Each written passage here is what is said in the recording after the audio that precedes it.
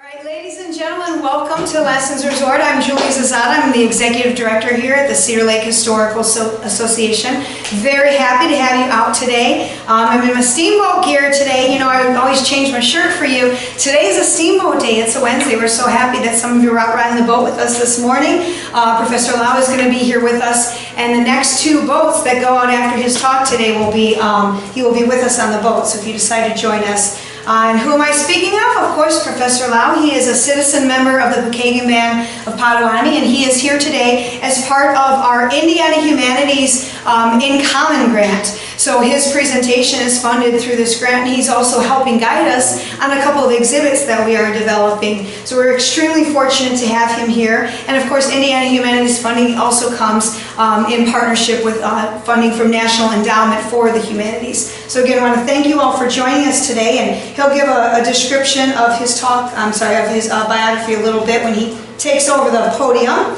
But I want to recap real quickly and remind you that this experience, this theme for us, if you will, began with our culinary anthropology grant that we received as well from Indiana Humanities in partnership for the National Endowment for Humanities. So culinary anthropology is where we first had Dr. Ezekiel Flannery come out and give a talk about the foodways, the food pathways of Northwest Indiana, and then Chef Eric Hines presented that amazingly delicious meal for you, for those of you who had signed up, where he took inspiration from ingredients that were common in the Potawatomi diet and created meals that were just utterly outstanding. So we had a wonderful time with that. We did record that. There's no smell-o-vision or taste-o-vision that comes with that, but you can view the presentation that we did, and you'll hear some of that culinary inspiration, at least be able to hear about the ingredients. That's all on our YouTube channel, and today's talk as well is going to find its way to our YouTube channel. Reminder, of course, where's that Taylor Ice Truck? She is up at the Hem and Welcome Center doing her job as an ambassador and greeting everybody as part of the Calumet Voices National Stories exhibit. So just a quick reminder, that's going on through October 6th. Completely free to attend, open every single day of the week from 8 to 5. While you're there, take a picture with our girl, post it to her Facebook page. She loves to have guests come see her. So a little reminder. And as I was mentioning, today's a steamboat day, so we've been out on the boat already all morning, and we'll be continuing through the end of the day. But next Wednesday, big day for us, Steam Through History Day. It's the annual celebration here at Lassen's Resort of the rebirth of the Dewey Line. So we celebrate because every year, we celebrate the fourth Wednesday of every summer for this program that we managed to recreate and bring back the Dewey Line experience. So that is going to be next Wednesday. And in this whole theme, this whole trend of all these grant awards that we've had, we will be having members, more citizen members of the Pokagon Band down here with us, especially Madeline Big Bear, and she's going to be here, and we're going to do a land acknowledgement next week, and so we'll do that unveiling and the announcement at 4 o'clock. We also are debuting our new culinary anthropology exhibit, which is talking about touching upon that food pathways, but in our case, what we're going to do, create this permanent exhibit that will be installed in the museum gallery, and it's going to talk about the moons. The Potawatomi didn't follow the calendar like we do, the January through December. They followed a lunar calendar, which is almost like having 13 months because you're following the phases, the cycles and phases of the moon. So all of that gets explained in our new exhibit, as well as some quotes from Dr. Lau in there to explain some of the Potawatomi culture. And this will be a permanent installation here at the museum. So long after these one-time presentations, our goal with these two grants that we received is to start to incorporate Potawatomi heritage in particular. We know there were other tribes that were here as well through Cedar Lake, but the best document was the Potawatomi, and the closest band to us would have been the Pokagon Band. So we have started to form a relationship with them to start to learn how to tell this history, and then going forward, what is our connection to the present day, because they are very much still in our area. They have a thriving culture, and they're just right up in Dowagiac, Michigan. And so we're going to be learning from them in the days, weeks, months, and years ahead, and starting to help tell that story, tell their history that was here at Cedar Lake, but then also the future and the partnerships that we can develop. So what else is going on? Oh yes, July 31st, the following Wednesday, we are debuting the steamy side of Cedar Lake. That's our new cruise experience. It's a 21 and over cruise experience because you will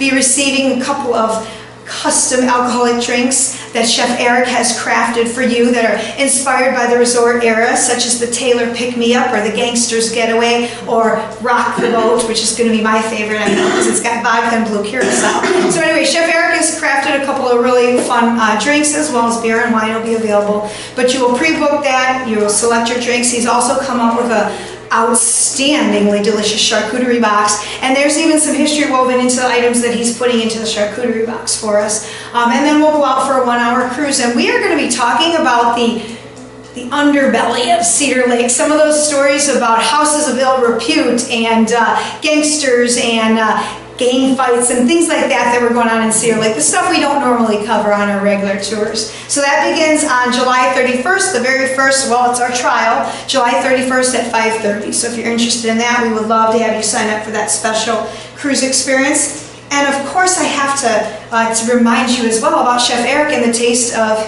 History Sunset Dinner Cruises. So Baby Dewey's down there at the end of the pier. You know her very well if you've been coming out to Lassen's for the past couple of years. She's our little 6-passenger electric boat. And what happens is you charter that boat for 6 people. You just book the whole boat. We don't put strangers on that boat together. Just bring your whole crew, and you're able to BYOB, your own beverage. But then Chef Eric prepares a 4-course meal inspired by Cedar Lake history. And so he brings that down to you on the boat. You go out for your cruise, and then when you come back, you come and sit in the rocking chairs on the museum porch, and you will be treated to a freshly prepared dessert while you were gone from Chef Eric as well. And I will tell you that that comes with sassafras ice cream, which is utterly delicious. We had that at our Potawatomi meal as well. So Chef Eric will be doing these all the way through the end of September, so like Mondays and Thursdays. So lots of dates still available if you want to book one of those cruises. And the last fun highlight of the summer, the Speakeasy Summer Social here at Lassen. So the 1920s come alive for real on this night. So pretty much 80 to 90% of our participants who come to this event are just in their 1920s gear. We have Jack Shellac, the gramophone DJ, coming back again this year. He'll be spinning all the hits from the 1920s, as well as teaching you dance moves. So we hope that you're going to join us for that event. Tickets are on sale now. Early bird special until August 1st, and the prices jump up after that. So hopefully we will see you back out for one of these great events that are coming up in the very near future, or any other time through the fall. We stay open through the end of October nowadays. So we're going to have a language lesson, and so we need to start off with saying hello, right?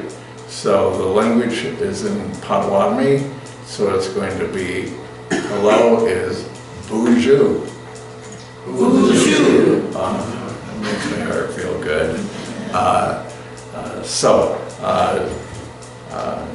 John Lau Dejnikas, Pokégnek Bodéwadmik, citizen of Pokagon Band of Potawatomi, Neshnabek, human being, and Miske Dodem Nadao, on Turtle Clan. So I grew up in the community up in southwest Michigan and northwest Indiana, and now teach at Ohio State. We're the indigenous people of this land, and we have a community. We have a 6-county service area, 4 counties in Michigan, 6 in Indiana. And we were at one time an extremely powerful tribe in the Midwest. So our origins, we have an ethos in my community that I have the right to believe what I want to believe. You have the right to believe what you want to believe. And I do not have the right to tell you that you're wrong, and vice versa, which has promoted a lot less chaos than perhaps we have nowadays in the country, but hopefully that'll get solved. So some stories are that we came, well, the archaeologists and the anthropologists say we came from Hudson Bay and migrated south. And of course, originally across the Bering Straits. But That's not what our stories say. Our stories say that we've always been in the continent since the beginning, right?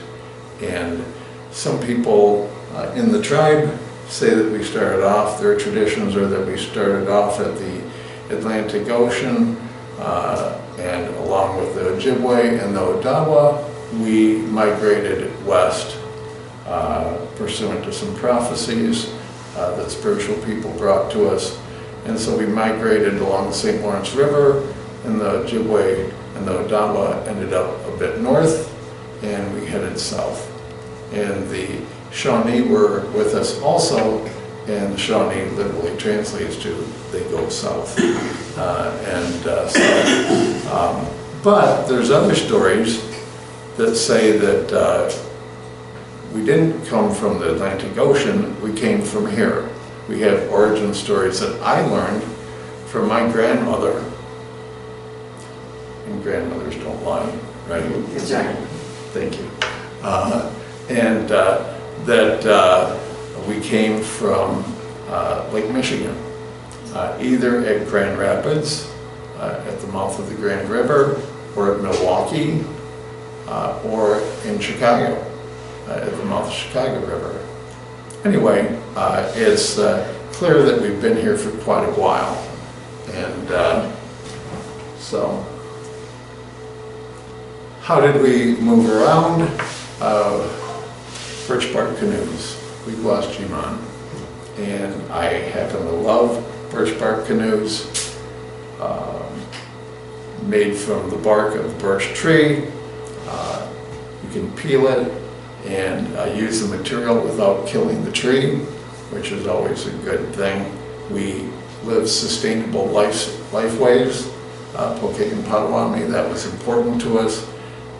We were taught not to stay in one place too long to kill the grass or any plants underneath us, so we would regularly move our houses even where we were at the same location.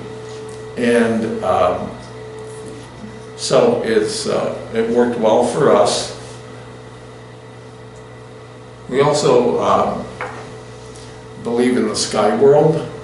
We don't see it distinct, like in Western society tends to think of it space, the final frontier, right? That was not the teachings that I learned in my community. The sky is a part of our entire world and our entire lived existence. Kind of like, I'm not sure the metaphors are great, but kind of like a snow globe, you know, that the sky above us is important too. We're taught that our ancestors, after they walk on, after they pass away, the Milky Way are their souls going to the afterlife. And we're taught that the stars are the campfires of other tribal nations. And we're taught that we're star people, long before other scientists and such figured out that we're made up mostly of material from stars. We knew that 2,000 years ago, that we're star people. So, this gives you an idea of the pink is basically the extent of Potawatomi homeland, certainly in the contemporary era, you know, post 1500. And we're probably the largest and most powerful tribe in the Midwest, Great Lakes region, as I said. And as a part of settler colonialism, the federal government coerced us into treaties where we gave up land, oftentimes bribed us to give up land, unfortunately, broke us up into distinct tribal nations, divide and conquer, play one against the other, all those sorts of things. But it's clear that we had a lot of villages, and I think that, I suspect that down here to Cedar Lake, right? So I'm not the first Potawatomi person to be here. There are Potawatomi people here probably a couple of hundred years ago. And it's wonderful what the museum is doing about partnering with the Pokagon Band of Potawatomi. We're headquartered in Dowagiac, Michigan, southwest Michigan. It's, I've been working with Julie about a land acknowledgement, acknowledging who was here first, and that there's an appreciation for that fact. But also what follows from that. And certainly part of that has been, Julie's been great at tell the Potawatomi story. And that's what museums do anyway, right, is tell stories. And so tell the Potawatomi story too. And partner with the Pokagon Potawatomi, including having speakers like me come and share time with you. And so it's much appreciated. So in our stories, we also have the tradition of a great flood that sounds familiar, right? Lots of religions have that story of a great flood. So many that it makes you think that perhaps it really did happen, right? It hasn't been a physical fact. So our story is that the first people were essentially forgetting their responsibilities to each other and to the Creator. And so, God, Geshamado, threw up his hands and just covered the earth to cleanse it, right? And so a turtle, rather than Noah's Ark, the turtle became our indigenous ark. And so all of the beings clambered onto the back of that turtle. Ultimately, it was decided that somebody had to go down to the bottom of the ocean and pull up some earth to reconstitute the world. And all the animals tried the obvious candidates: bear, beaver, loon. None of them could make it. And then the smallest one volunteered, and everybody laughed. And it was Martin. It was the little guy. And he said, I suspect something like, I'll do it. And they all laughed.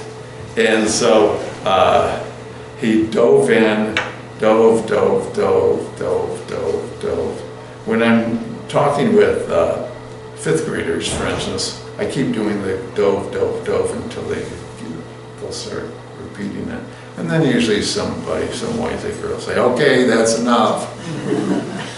So he dove to the bottom, brought soil back to the top, and put it on the turtle's back. And the Creator took pity on us and created land upon which all animals could live. And that's why we call North America, the Western Hemisphere, Turtle Island. That's where the phrase Turtle Island comes from. And so,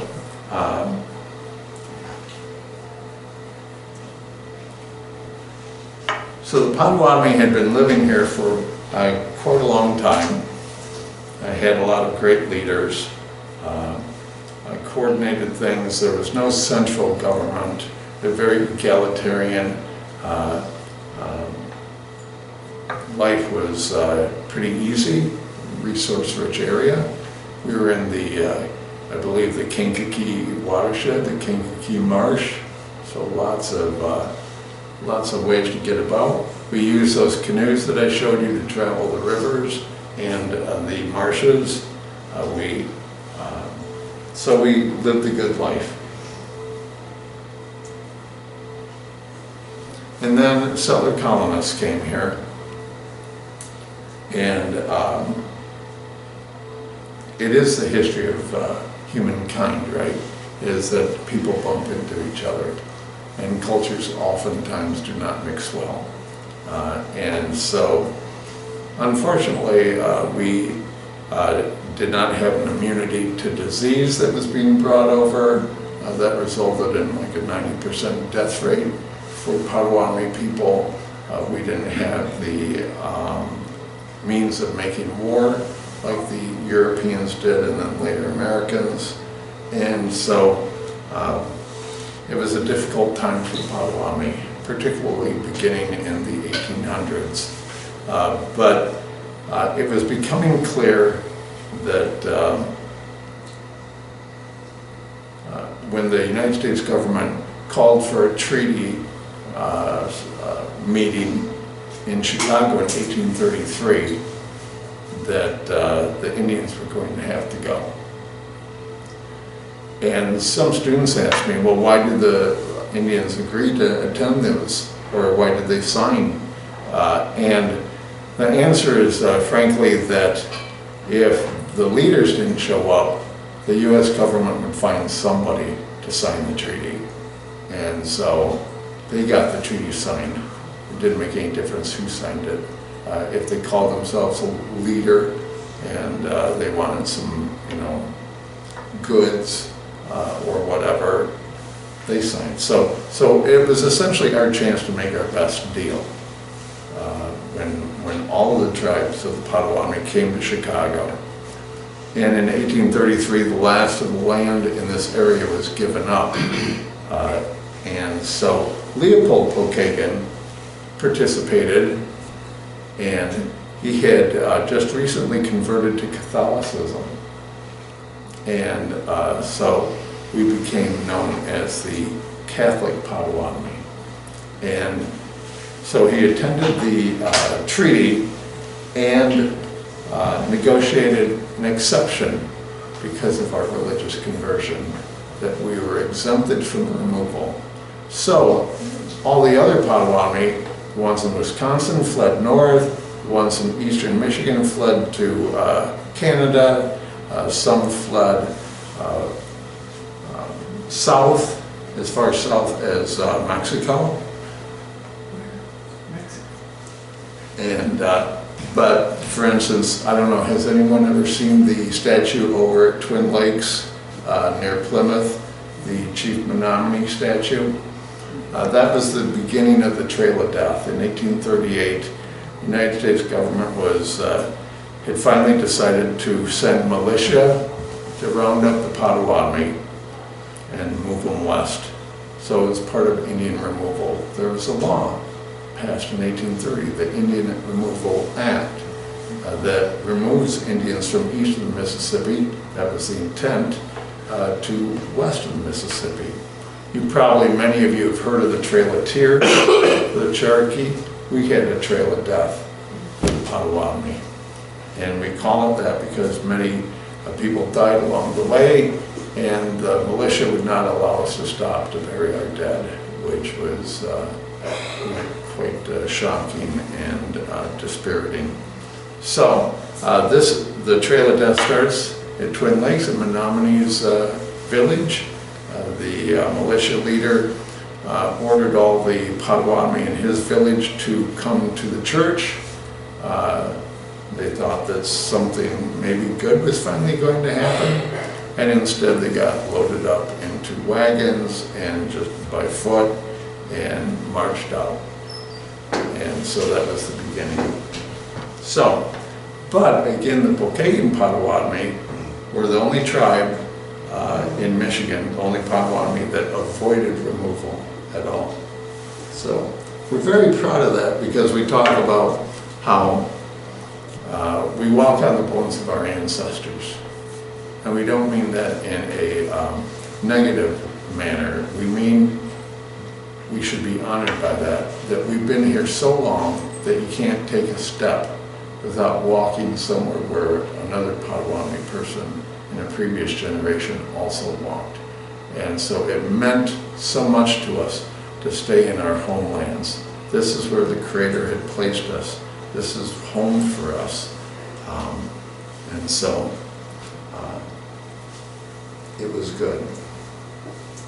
So Leopold Pokagon's son, Simon Pokagon, became one of the greatest celebrities in the United States in the 1890s, although you may not have heard of him. History is sort of funny that way, but he wrote the second novel in the Western tradition, Midwaki, Queen of the Woods, and had it published. It was published after his death. He spoke all over. He was sort of the public face of the Pokagon Potawatomi. And he spoke at the Columbian Exposition in Chicago in 1893. And he was complaining that no Indians from the region were being allowed to join in the celebration. That was really one of his messages, was that don't ignore us, don't act and expect as if we're going to go extinct. Include us in the American dream.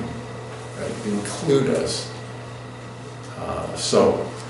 They did allow him to speak on Chicago Day in September of 1893, and he spoke before 70,000 people. And students ask me, well, how does that work without microphones? And what they would do is they would, like, the first few rows would hear what he said, and then they would say it back, and they'd say it back, and they'd say it back, and so it would cover the whole crowd. So he's well respected among many tribal members. He's a little controversial on some things. Made sure, tried to take care of the community, but wasn't above taking care of himself too, and which he did. And his being a celebrity, we're supposed to be humble people with humility, and he was seen as a bit of boastful and aggrandizing. So it was a cultural difficulty for some tribal members to accept. But so nationhood and tribal citizenship, as I said, we perhaps have been here since the beginning of time, or the 1500s, or the 1700s, depending on who you're interested in aligning yourself with. But we've certainly been in this area since the early 1700s, after the Beaver Wars. And so we had been a flourishing tribe, a tribal nation, Pokagon's tribe. And so in 1934, President Roosevelt passed the New Deal, which included an Indian New Deal, which said, if you'll form, to all the tribes, if you form a democratic form of government, we'll support you financially. And so our leaders, we've been a democratic form of government for 40 years already. So they wrote back and said, sure, we want to participate. Some bureaucrat in Washington, D.C. said, well, this is during the Depression, and so we're going to draw a line across Michigan, and everybody south of Mount Pleasant, you're no longer a tribal nation, good luck. Don't write and don't call. So for 60 years, we fought that, because sovereignty, our right to self-determination, our nationhood, our tribal identity, that's the glue that holds a people together, right? And so we fought that 60 years.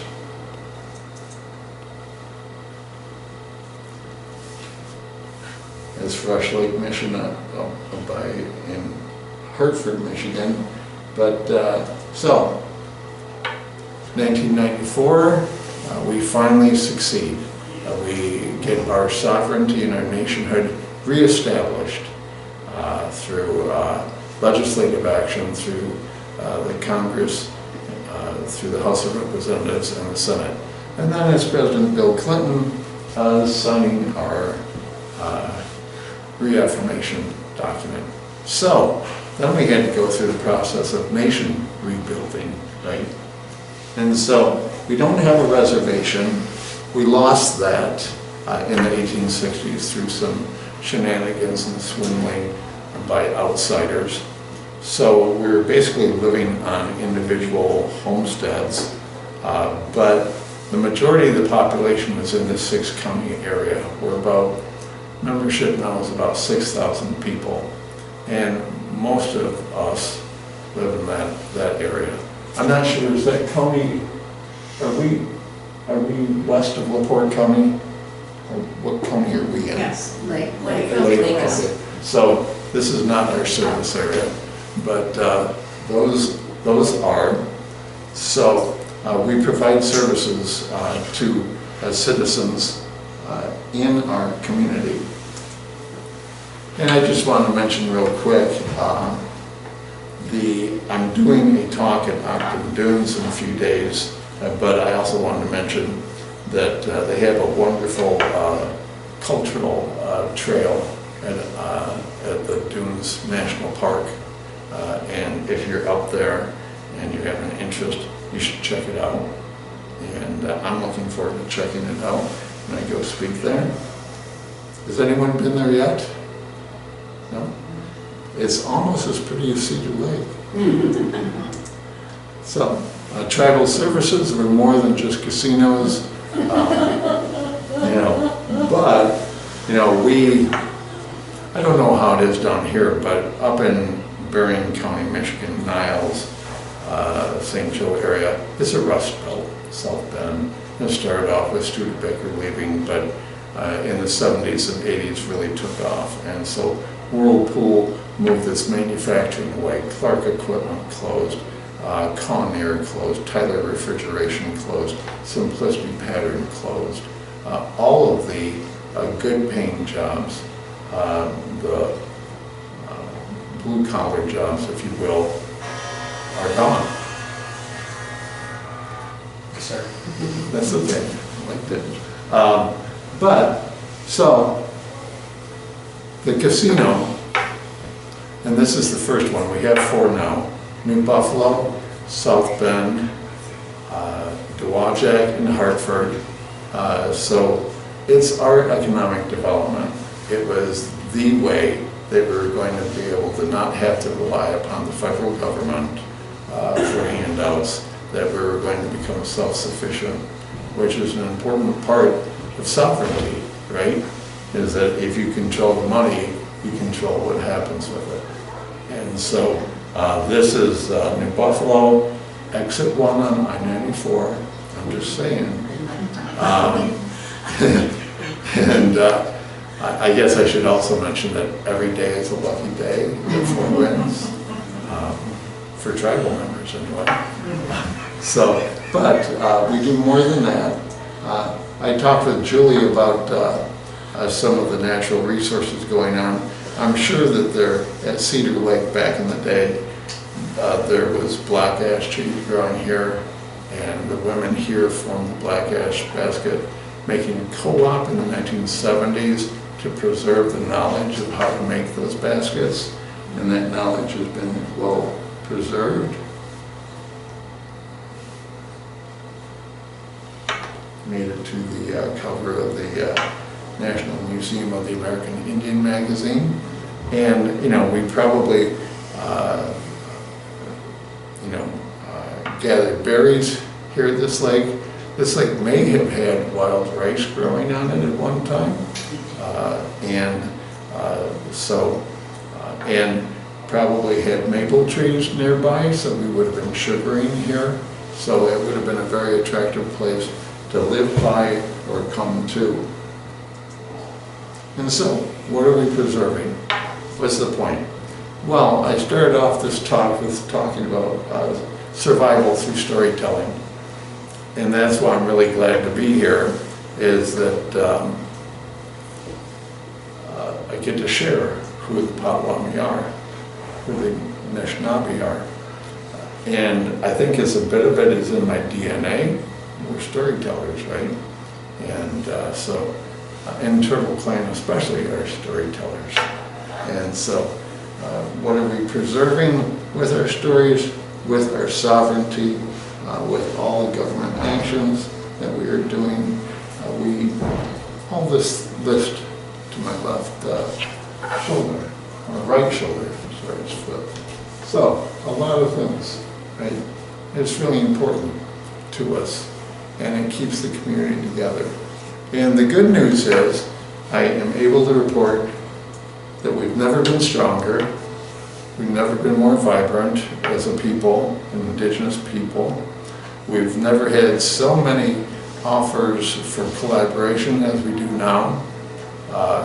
Non-native people in the area are recognizing us, seeing us as partners, collaborators, stakeholders, and so that's been really exciting.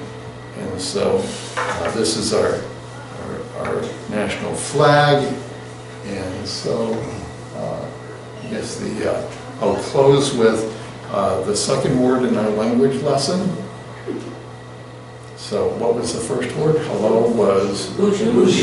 Very good. Take you all back to Ohio State. So the second word is thank you, which is miigwech. Very good. Thank you very much. Any questions?